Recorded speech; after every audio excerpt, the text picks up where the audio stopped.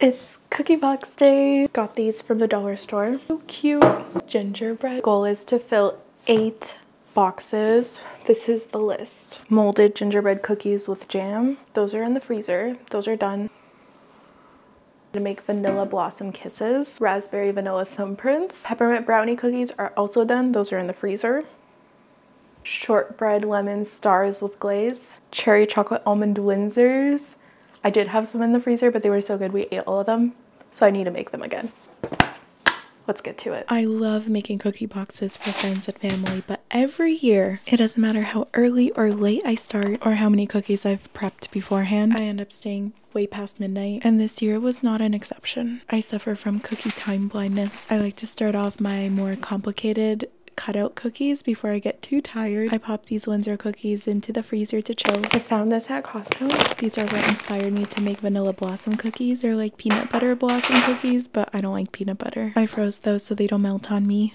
I need 4 lemons. It's questionable to replace that with half an orange. Or maybe a whole orange. This is for my lemon shortbread cookie dough. I whisk the sugar and zest together until it's super fragrant. Usually I use my fingers when I'm just cooking for myself, but this was for other people, so I just whisked with a whisk. Also, you can't see it, but I am constantly washing my hands in between basically every step. I cut the shortbread out into thick mini stars, and then I also pop those in the freezer before baking them off. Little poke break. As it got dark outside, I slowly started to lose my will to carry on, but I had already committed, so I quickly whipped up my thumbprint cookies. It's a no-chill, super easy recipe. I rolled half of them in cinnamon sugar for the Hershey Kisses on top, and the second half in regular sugar. I added raspberry jam into the centers of these. Also, in between doing all this, I was constantly putting in and taking out batches of cookies from the oven. That whiff of Beau Maman raspberry jam gave me that last little bit of energy that I needed to bake these off. I really do love making cookie boxes every year, but the sheer amount of